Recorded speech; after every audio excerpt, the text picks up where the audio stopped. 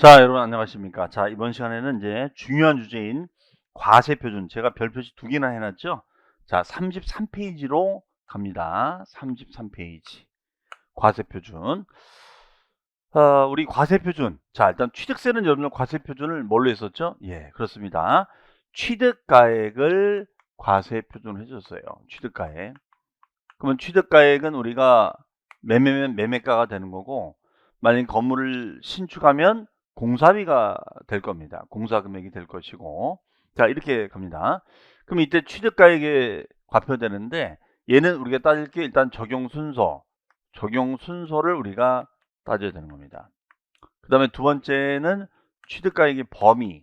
자, 범위도 따지고, 세 번째는 건축이나 대수선을 했을 때는 어떻게 되는 것인지, 자, 여기가 있고요. 그 다음에 네 번째는 우리가 간주 취득이 됐을 때는 과세 표준을 어떻게 할 것인가, 이런 내용들이 있습니다. 그러면 이 중에서는 요 적용 순서하고 그 다음에 범위가 출제가 제일 많이 됐었고요. 이 범위는 아예 계산 문제에서 나온 적도 있었습니다. 그러면 적용 순서. 자, 이때 이 순서를 부터 가면 제가 그림을 좀 그리겠습니다. 자, 약간 순서도처럼 그려볼게요. 그럼 이 취득은 객관적인 취득이에요. 객관적인 취득입니다. 그러면 객관적인 취득이다. 지금 누가 봐도 객관적인 거죠? 그럼 객관적인 취득에는 이 됐을 때는 사실상 취득 가액을 과세 표준으로 하자. 이렇게 돼요.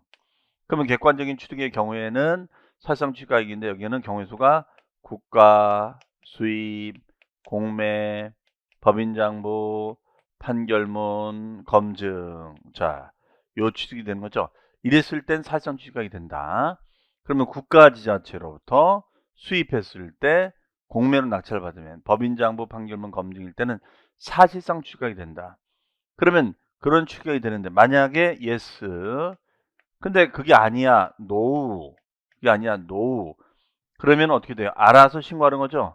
신고가액이 되는 거고, 그 신고를 잘했나 못했나를 체크하는 것을 우리가 뭐라고 한다? 시가표준액.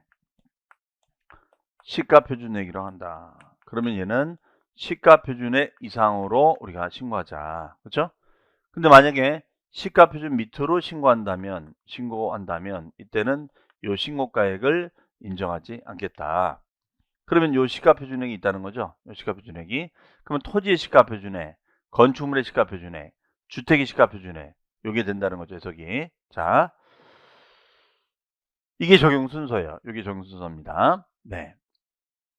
그럼 여기에서 보시면 취득가액으로 신고해라. 그런데 신고상에 문제가 생겼을 땐 시가표준액이 된다. 그러면 여기서 얘는 경우의 수가 신고를 하지 않는다거나, 아니면은 과소신고를 한다거나, 아니면 신고가액 표시를 할 수 없었을 때는 시가표준액이 된다. 이런 얘기예요. 신고를 하지 않는다거나, 과소신고한다거나, 신고가액 표시가 없을 땐 시가표준액이 된다. 그러나 객관적일 땐 사실상 취득이 되는데, 국가, 수입, 공매, 판결문, 법인자문, 검증일 때는 사실상 취득이 되는 거예요. 이거 반드시 암기를 해주셔야 됩니다. 그러면 요 사실상 취득가액이 됐을 때는 이 시가표준액에 영향을 받는다 안 받는다? 받지 않는다는 거예요. 영향을 받지 않는다. 얘는 이 자체 금액이 된다 이거예요. 그 다음에 이제 지목 변경을 한다거나 종류 변경을 한다거나 증축, 개축, 개수가 됐을 때는 어떤 가치가 늘어날 수 있잖아요. 그러면 얘는 증가한 가액이 될 것이고, 이때 증가한 가액에 대한 측정을 얘는 뭘로 하느냐? 일단은 시가표준액의 차이로 합니다. 시가표준액의 차이. 왜? 가격을 모르니까. 가격을 표시할 수 없을 때는 시가표준액으로 할 수 있다 했잖아요. 그러면 얘는 시가표준액의 차이를 가지고 정한다는 거예요. 차이. 자, 이 얘기입니다. 그러면은 만약에 지목 변경이 있다면 요 꼭지점 금액하고 요 저점 금액이 있으면 요 차이만큼을 말하는 거죠. 이거를 우리는 증가액이다 이렇게 얘기합니다. 그럼 이 금액으로 신고해라. 근데 이게 신고가 문제가 생겼을 땐 시가표준액이 된다. 이렇게 되겠죠. 해석이요. 자, 그래서 우리 교재 33페이지 가보시면 요 내용들이 돼 있는데, 일단은 우리가 일반적인 과세표준에 원칙 밑줄 신고가에, 예외 밑줄 시가표준에, 거기다 별 표시 하나. 쓰임새가 이제 뭐라고요? 신고가 없다거나 과소신고된다거나 표시가 없다, 이런 문제가 생겼을 때는 우리가 시가표준으로 한다. 자, 하지만 그런 거 신경 쓰지 않아도 되는 것이 바로 객관적인 취득. 그래서 그 다음 페이지에 가보시면은 우리가 가로 3번의 특례, 사회상 취득 가격 별표시 2개 해놓으시고 이거 반드시 암기해 두셔야 됩니다. 그래서 국가지자체, 수익, 공매, 판결문, 법인자문 검증이에요. 그런데 거기 보시면 특례에 보시면 다음에 해당하는 취득의 밑줄이에요. 징역, 기부, 무상취득 및 부당행위는 제외하자. 예, 이 거래는 여기에 해당되는 거래는 유상취득을 말하는 거지. 유상취득을 말하는 거지. 우리가 무상취득을 말하는 것이 아니다, 이거예요. 네, 이 거래는 유상취득을 말하는 거지 무상취득을 말하는 것이 아니다. 유상취득을 말하는 거지 무상취득을 말하는 것이 아니다. 이렇게 보시면 되겠습니다. 그 다음에 거기 심학습에 보시면 심학습. 자, 심학습에 대한 거는 뭐냐면요. 그 심학습은 이겁니다. 바로 이 검증이야. 심학습은. 그러면 이 검증이 된 경우에는 공인중개사 2폐하의 거래금액을 검증했어요. 근데 검증된 금액이 2억 원이야. 2억 원인데 나중에 세무조사를 해본 거예요. 세무조사를 딱 해봤더니 3억이 나온 거야, 얘가. 그러면 검증이 된 금액이 2억 원이 되는 거고 세무조사 금액이 3억 원이 됐습니다. 그러면 조사된 금액보다 더 작잖아요. 그렇죠? 그러면 이때는 취득가격을 2억으로 해야 될까요? 3억으로 해야 될까요? 그렇죠? 3억으로 해야겠죠. 3억. 그렇죠? 3억으로 하자. 이런 얘기. 3억으로 하자. 이런 얘기 되겠습니다. 저기요. 그래서 거기 그 심학습에 보면은 두 번째 줄, 사실상 취득가격이 세무서장이나 지방청장으로부터 통보받거나 조사 결과에 따라 확인됐을 때는 그 확인된 금액으로 가자. 자, 가로 4번에 별표시 취득가격의 범위. 자, 취득가격의 범위는 바로 이제 어떤 걸 말하느냐. 자, 여기에요. 취득가격의 범위는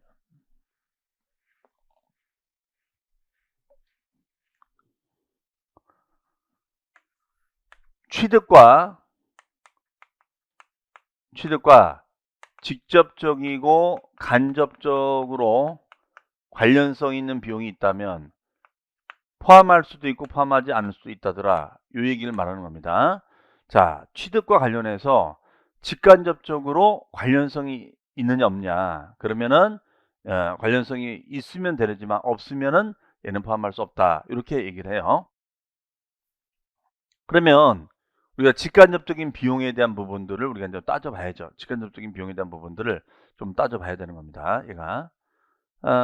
그러면은 이제 요 내용들이 이제 어디 있느냐? 우리 교재 그 가로 4번에 있죠. 별표시 2개 해놓으시고요. 자, 바로 요 내용이 되겠습니다. 요 내용까지 좀 볼게요. 그러면 이걸 이제 해석을 좀 할 줄 알아야겠죠? 자, 먼저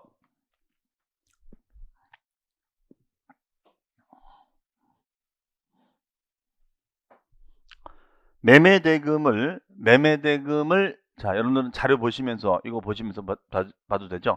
할인된 금액, 할인은 포함하지 않는다. 그러면 이건 무슨 말이었죠? 만약에 분양가가 4억짜리였는데 얘가 10% 할인을 해주겠다. 그러면 90%가 취득이 되는 거죠. 그럼 4고 36, 3억 6천이 되는 거죠. 그렇죠? 3억 6천. 그럼 4천만 원은 우리가 빼주겠죠. 해석이. 자, 그 다음에 두 번째, 건설 자금에 충당한 차입금 이자. 차입금 이자도 당연히 포함이 되겠죠. 이건 대출이자니까. 그 다음에 할부 연부 계약에 따른 이자 및 연체료. 자, 얘는 자, 이거는 뭐라고 했냐면 법인일 땐 포함한다. 법인일 땐 포함하지만 법인이 아닌 개인일 때는 포함하지 않는다 그랬어요. 포함되는 경우도 있고 포함되지 않는 것도 있는데, 그럼 여기 보시면은, 자, 요거는 법인. 근데 법인이 아닌 개인일 때는 영상 개인은 포함하지 않겠다. 얘는 포함하지만 이렇게 됐었습니다. 그 다음에 이제 4번에 보시면 농지보존부담금. 자, 우리 농지 개발하면 농지보존부담금 내야 되는 거잖아요. 포함해야 되는 거고, 산림자원 조성비도 포함. 그 다음에 미술작품 설치 마찬가지입니다. 그 다음에 용역비 수수료 들어가고, 약정. 아예 약정이 있었어요. 약정이 있었습니다. 약정. 그러면 취득자 조건부담액과 채무인수액, 채무를 인수하기로 한 금액까지 여기 다 들어가는 거죠. 그 다음에 이제 국민주택 채권을 우리가 사는데 팔다 보면 손실 날 수 있어요. 그러면 이것을 다 포함할 수 있다. 하지만 광고 선전비는 취득과 관련된 비용이 아니라 광고 선전비는 판매와 관련된 비용이에요. 그럼 얘는 포함할 수가 있어요, 없어요? 없죠. 포함할 수가 없죠. 그러면 전기, 가스, 열을 이용하는 자가 분담하는 비용. 이거는 유지를 위한 비용이죠. 취득을 위한 비용이 아니라. 이주비 지작물 보상금. 얘도 별개의 보상이니까 들어갈 수 없고, 부가치세. 자, 그러면 취득가액이 있습니다.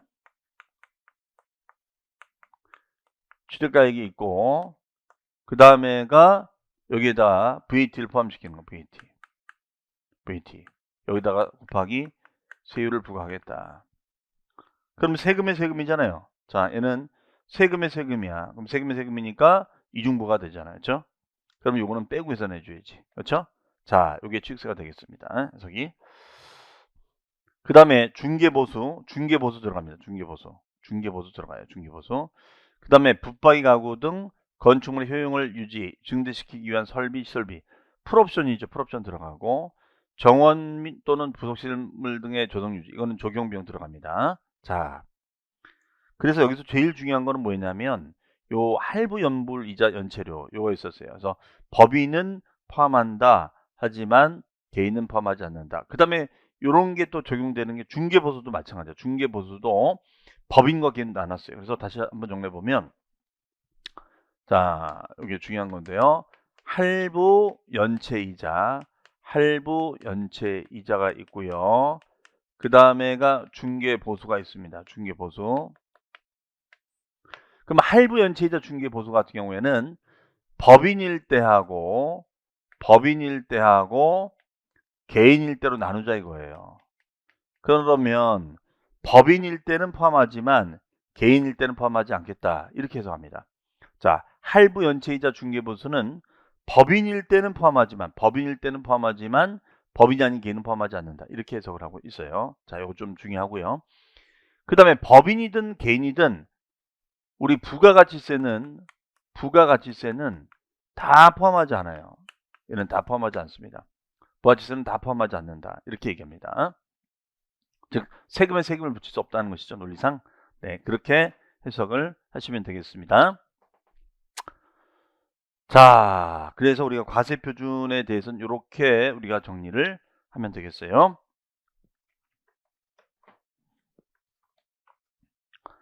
그 다음에 그러면 이런 내용 과정 문제 풀어볼까요? 자, 예제를 한번 보겠습니다. 그럼 지방세법상 사실상 취득가격 또는 연무금액을 과세표준으로 하는 경우 취득가격 또는 연무금액이 포함되지 않는 것은, 자, 이거는 외우는 것이 아니라 여러분들이 개념적인 이해를 하면서 풀어가시면 돼요. 일단은 전기를 사용하는 자가 분담하는 비용, 이거는 유지를 위한 비용이죠. 유지를 위한 비용이니까 얘는 포함한다 안 한다? 포함하지 않는다.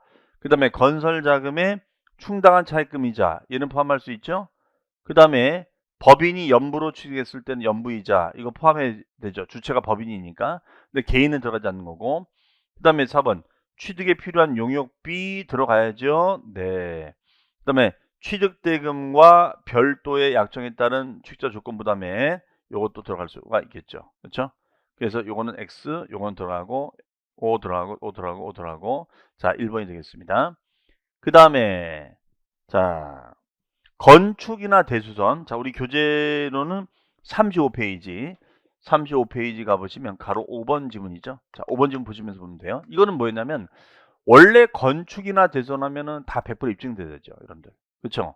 그런데 다 100% 입증되다는데 개인이 하다 보니까 법인이 아닌 자가 건축하거나 대손하다 보니까 다 100% 입증할 수 없잖아요. 그러면 100분의 90을 넘는 가격이 증명됐을 때는 그 증명된 금액으로 가자.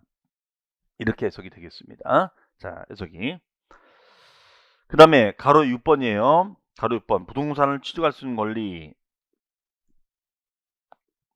자, 취득할 수 있는 권리에다가 써놓습니다. 6번. 가로 6번에다 써놓습니다. 가로 6번에다는 우리가 분양권 써놓으시고 마피 이렇게 써놓으시면 되겠어요. 마이너스 프리미엄. 자, 마피다. 그러면 이 마피의 분양권은 뭐냐면 우리가 계약상 분양가, 분양 금액이 있고 실제 지출 금액이 있어요. 실제 지출 금액이 있다. 이렇게 얘기합니다. 분양 금액이 있고 실제 지출 금액이 있다. 이거예요.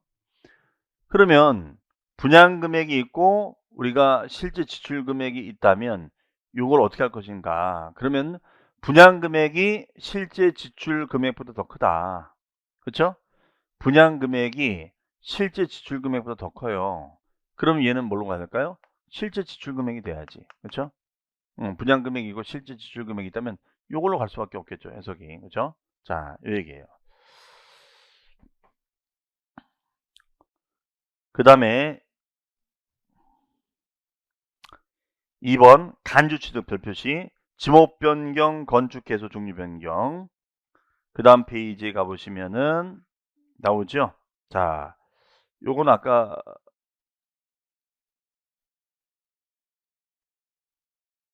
요거 말하는 거죠. 네. 그러면 그 다음 페이지 가보시면은 뭐 우리 교재 볼게요. 36페이지입니다. 페이지 36페이지. 그 박스의 별표시. 자, 건축, 신축, 재축은 제호가 개수합니다. 자, 그러면 증축하거나 개수하면은 소유권 변동이 있는 건 없잖아요. 가격이 늘겠죠. 그러면 증가한 가격이 될 거예요. 그 다음에 선박, 차량 및 기장 및 종류 변경. 종류를 바꿨으니까 얘도 증가하게 되는 겁니다. 그 다음에 3번 토지 지목 변경. 지목을 바꿨어요. 지목을 바꿨으니까 가액 증가액. 그렇죠? 그 다음에 가로 2번에 과점주주의 간주취득. 자, 이거는 뭐 우리 과점주주 했었잖아요. 과점주주가 됐을 때는 부동산의 취득가액에다가 곱하기 과점 지분율이다. 이렇게 했어요. 과점 지분율.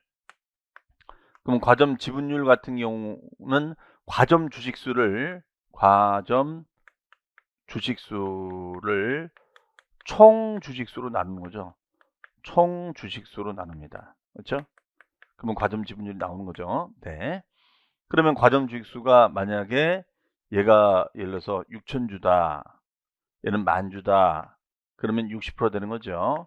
그럼 주가액이 10억이 되면 10억 60%는 6억이 되겠죠. 거기다 2%, 6억 2%면 1,200이 되겠다. 이렇게 되겠습니다. 그렇죠? 그 핵심 정리 과세표 좀 별표시해 놓으시고요. 네. 일반적인 경우 간주 취득 이렇게 얘기가 됩니다. 자, 그러면 이제 우리가 내용 정리가 됐죠. 적용 순서, 범위, 건축 대상, 간주 취득. 자, 그러면 우리 문제 한번 볼게요. 틀린 것이죠. 틀린 것은 1번 문제 한번 보겠습니다. 1번 문제. 취득세 과세 표준은 취득 당시 가액으로 한다. 자, 이건 문제 없죠. 다만 연부로 취득하는 경우에는 연부 금액으로 하자. 연부가 몇 년에 걸쳐 나눠내는 거였었죠? 2년. 그렇죠? 그러면 이때는 취득가액은 그 연부 금액을 신고한 가액에 의한다. 예. 그럼 만약에 4억짜리를 4년 연부했으면 1억이 되는 거니까 매년 1억씩 신고 들어가면 되겠죠. 그렇죠? 자, 그 다음에 두 번째입니다. 사실상의 취득가격은 취득 시기를 기준으로 그 이전에 물건을 취득하기 위하여 거래 상대방 또는 제3자에게 지급하였거나 지급할 일체 비용, 직간접적인 비용을 포함하고 있습니다. 네. 그 다음에 3번입니다. 부동산 거래 신고 등에 관한 법률에 따라 신고를 제출하고 검증이 이루어진 취득입니다. 검증이 이루어진 거죠. 검증. 그러면 객관적 검증이 이루어진 취득이니까 얘는 사실상 취득가액을 과표로 해줘야겠죠. 그렇죠? 자, 이렇게 되겠습니다. 3번도 맞고요. 4번 납세 의무자가 무신고했어요. 과소신고하거나 무신고했을 때는 시가표준액을 과세표준으로 해줘야겠죠. 그렇죠? 자, 이것도 맞고요. 5번 법원에서 작성한 화해 인락조서는 취득가격이 입증되는 서류이므로 그 조서상 취득가액이 과표가 된다. 자, 그런가요? 정답은 5번입니다. 화해 인락조서는 여러분들 얘는 판결문에 효력이 없다 그랬죠. 청소를 인정해 주는 거다. 그건 재판 과정에서 인정해 준 거지. 그렇죠? 인정한다는 거죠. 화해조서 합의서 쓴 거지. 판사가 내려준 판결문은 아니죠. 판결문이 됐을 때가 사실상 취득가격이다. 자, 이건 뭐 용어의 뜻만 알면 여러분들 속아낼 수가 있겠죠. 자, 그래서 국가 수입, 공매, 법인자본 판결문이 됐을 때는 사실상 취득가격이 됩니다. 자, 그럼 다시 한번 정리해 봅니다. 그러면 정답은 5번이 되겠죠. 그렇죠? 자, 이런 패턴으로 지금 보시면 우리가 적용 순서, 범위, 건축 대수선, 간주 취득, 마피, 부담권 이렇게 이제 물어보는 거예요. 그러면 다시 한번 정리해 보면 적용 순서는 객관적인 취득일 땐 사실상 취득가액이 된다. 그래서 국수, 공법한, 검. 그렇지 않았을 땐 신고가액이 되고 무신고거나 과소신고가 됐을 땐 시가표준액이 됩니다. 그 다음에 취득가액의 범위 계산에 있어서 직관적인 비용이 있다면 포함될 수 있는 것도 있고 포함되지 않을 수 있는 것도 있다. 그다음에 건축인을 대손이 됐을 때는 법인이 안자가 건축 대손했을 땐 90%를 초과되면 인정해 준다. 나머지 미입증된 금액도 상관없다. 그다음에 간주 취득, 지목 변경, 종류 변경이 됐을 때는 간주 취득이 되고 그 증가액을 과표로 갑니다. 그렇죠? 자, 다만 가격을 표시할 수 없을 땐 시가 표준액의 차이가 된다는 뜻이 되겠고, 그다음에 마피 분양권이죠. 그러면 요거는 계약상 분양 금액이 있고 실제 지출된 금액이 있다면 이때는 우리가 실제 지출된 금액을 과표로 가자. 그렇죠? 자, 그리고 과점주주가 됐을 때는 취득가액에다가 과점 지분율이 있으면 이것이 과표가 되는데 과점 주식수를 총 주식수로 나누자. 그러면 과점 지분율이 되고 2%의 특례세를 곱하자. 이렇게 되겠죠. 그래서 경우의 수는 비과점에서 과점일 때는 전체, 과점에서 과점일 때는 증가분이다. 이렇게 얘기를 했었죠. 그렇죠? 자, 이렇게 정리가 되면 되겠습니다. 그 다음에 취득가액의 범위에서 우리가 어떤 거 있었습니까? 우리가 여기 보시면 할부, 연체이자, 중개보수는 법인은 포함하지만 법인이 아닌 개인은 포함하지 않는다. 이렇게 있었고 부가치세는 아예 여기다 과표에다가 부가세를 포함시켜 버리면 또 세율을 붙여야 되는데 세금의 세금 말이 안 되는 거잖아요. 그러니까 이건 날려버려야겠죠. 그렇죠? 논리상. 네, 이렇게 보시면 되겠어요.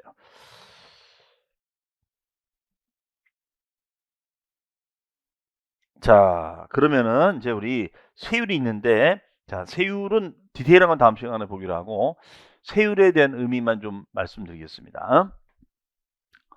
자, 세율.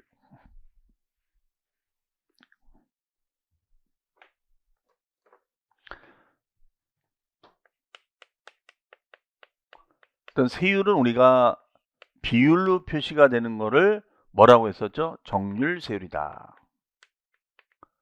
금액임 정액세율. 다만 정률세율에는 과세표준의 크기에 따라서 변하는 것이 초과 누진세율이다. 초과 누진세율이 됐었고 과세표준의 크기에 따라 변함이 없는 세율이 비례세율이다. 이렇게 했었어요. 비례세율이다.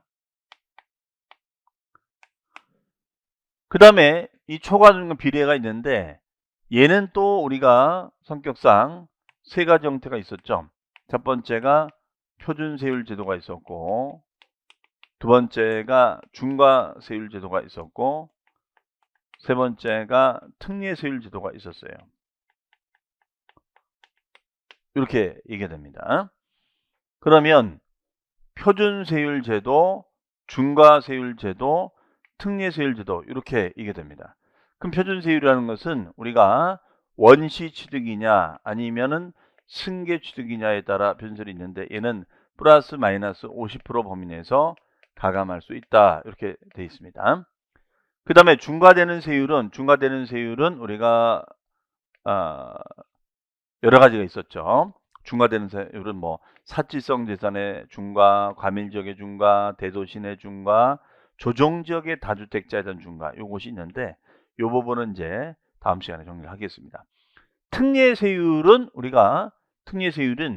2%짜리 특례세율이 있었고 표준세율에서 마이너스 2%를 차감하는 특례세율이 있었죠. 그래서 이 특례세율에서는 이걸 구분할 줄 아느냐 이거예요. 그러면 2% 특례세율이 아니면 얘가 되는 거고 표준세율 마이너스 2%가 아니면 얘가 되는 거잖아요. 그렇죠? 자, 이렇게 이제 구분하는 거. 이 세 가지 형태의 세율이 있었습니다. 자, 그래서 이런 세 가지 형태의 세율이 있었는데 주로 얘는 비례세율 성격을 가지고 있는 거죠. 비례세율. 그렇죠? 비례세율이다. 얘는 비례세율적 성격을 가지고 있는 거죠. 이것을 우리는 정률세율이다. 이거를 우리는 정률세율이다. 이렇게 하면 정률이다. 이렇게 얘기를 해요. 그래서 우리가 이렇게 세율 구조가 적용이 됐었습니다. 이렇게 됐었어요. 해석이. 그러면은 여러분 그 교재 37페이지에 보시면은 맨 위에 표준세율은 유상승계, 무상승계가 있고 그다음에 중과세는 사치성 재산, 과밀억제권형, 대도시, 법인의 주택, 개인의 다주택자, 특례세율은 형식적인, 그렇죠? 형식적인 우리가 취득에 대한 특례, 간주 취득이 있었죠. 이런 것들이 이제 우리가 해당이 됐었습니다. 그렇죠? 그리고 거기에 이제 표준세율 제도가 있었죠. 표준세율. 거기에 그림이 있죠. 그림이 이렇게 있는데 자, 그러면 표준세율까지만 좀 추가 설명을 좀 드리겠습니다. 그럼 표준세율은 제가 이렇게 외우자 그랬어요. 일단은 원시취득, 그 다음에 유상, 그 다음에가 징여, 그 다음에가 상속이 있다. 그러면 얘는 응능부담적 논리에 따라서 정해지는 거기 때문에 가장 세율이 높은 건 유상이죠. 그 다음에 징여, 그 다음에 상속이에요. 그래서 유상, 징여, 상속. 그럼 유상은 유사 4%, 징여는 증사모 3.5%, 상속은 상이팔 2.8% 이렇게 되는 거죠. 그러면 얘는 농지 이외의 거래는 이렇게 되겠습니다. 자, 그럼 만약에 농지에 거래가 됐을 때는 얘는 농삼 3%, 징여는 3.5%, 상속은 농이삼 2.3%가 된다. 이렇게 됩니다. 해석이요. 그럼 농지라는 것은 전답 과소를 말하는 거죠. 전답 과소를 말합니다. 원시취득은 원비리 28병 2.8, 원비리 2.8%가 되고요. 네, 이렇게 됩니다. 그래서 농지는 전이라든가 답이라든가 과소원이 있다. 이렇게 됩니다. 그래서 농지냐 아니냐 이렇게 나눠지는 거죠. 그 다음에 주택 같은 경우에는